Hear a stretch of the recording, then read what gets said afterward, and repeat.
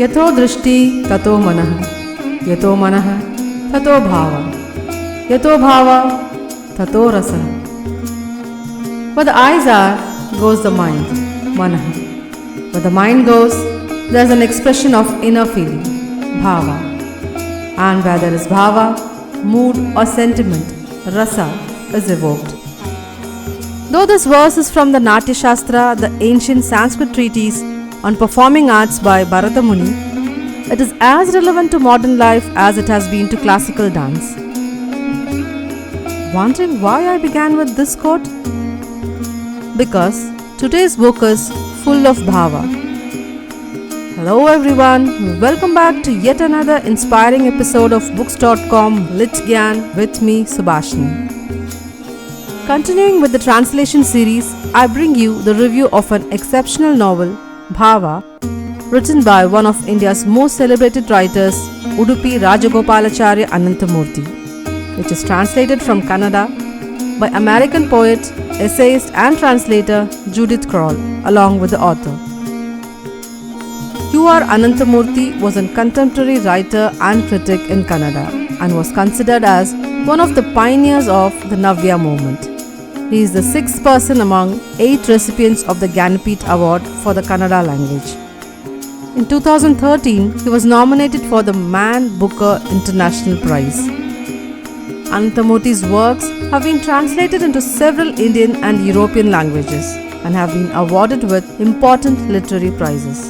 His main works include Samskara, Bhava, Bharatipura and Avaste.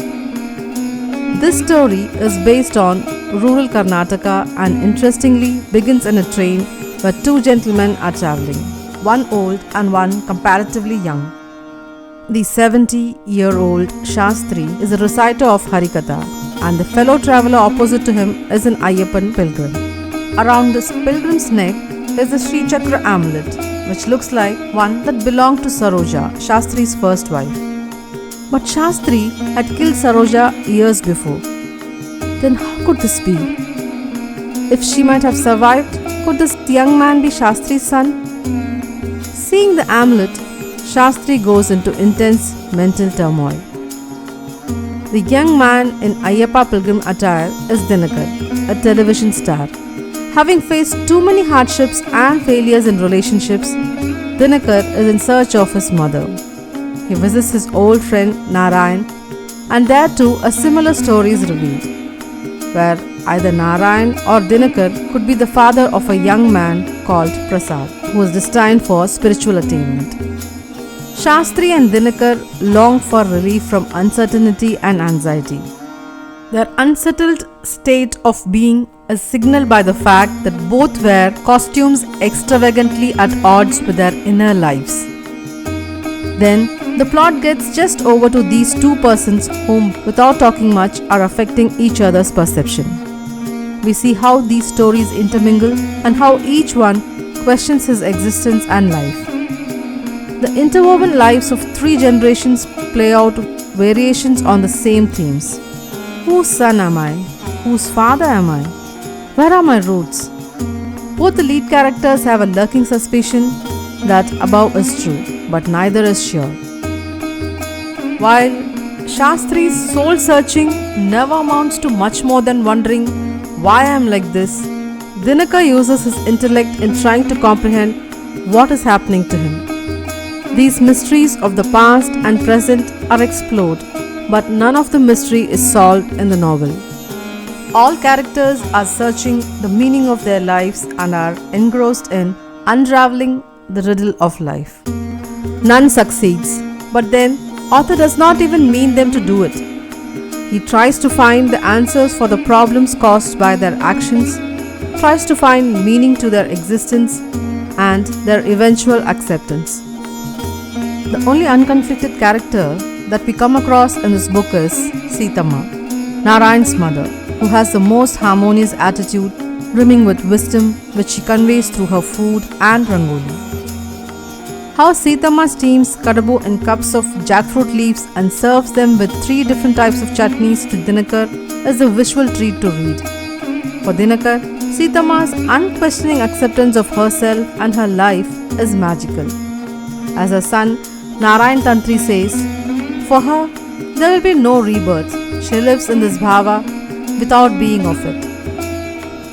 The word bhava, derived from Sanskrit, means both being and becoming. Each of the characters go through this process of being and becoming. You are given an insight into their inner workings, the demons and the worries that plague them, and then the slow resolution and acceptance of life that they come to eventually. In this process, you are also drawn into their embrace. You realize that you are becoming too.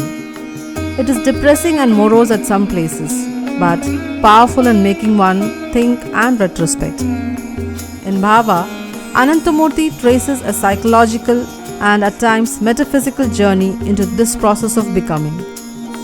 An old man meets a young man on a train.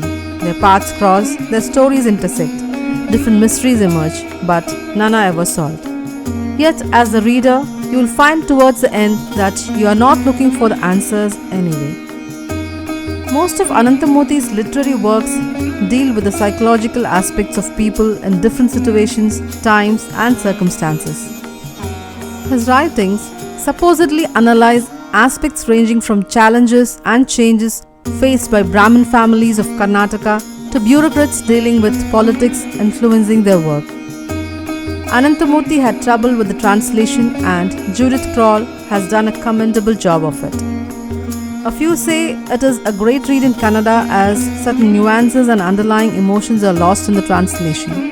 But as the author was also involved in the translation, I guess the book hasn't lost its beauty, though I haven't read the original in Kannada. Bhava is part thriller, part philosophy. It's a compelling tale of mystery, passion, and spiritual exploration.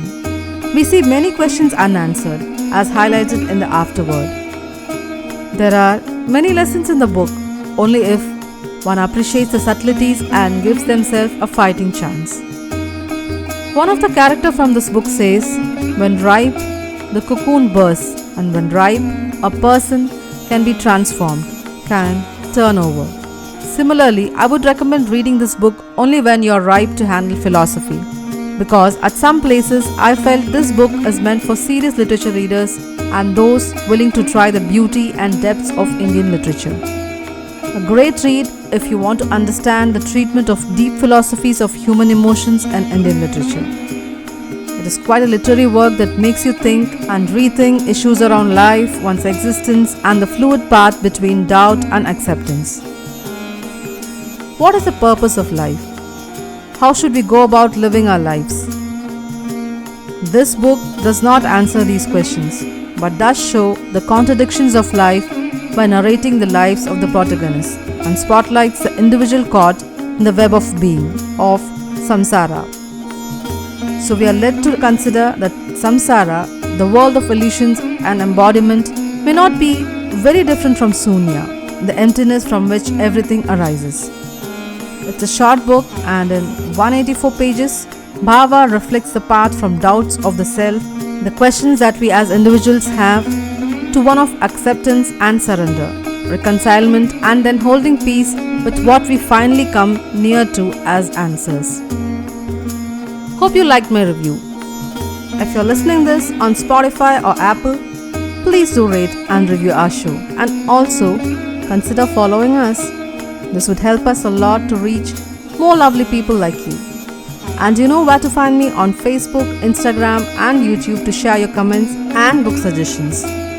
You can also write to me at BooksDotCom-Insightful@gmail.com. Thank you for staying tuned till the end. See you in the next episode of Books.com. Till then, sayonara.